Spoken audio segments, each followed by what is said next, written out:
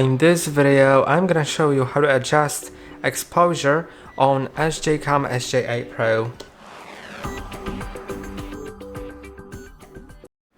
To do it, click on this magic wand here on the bottom row.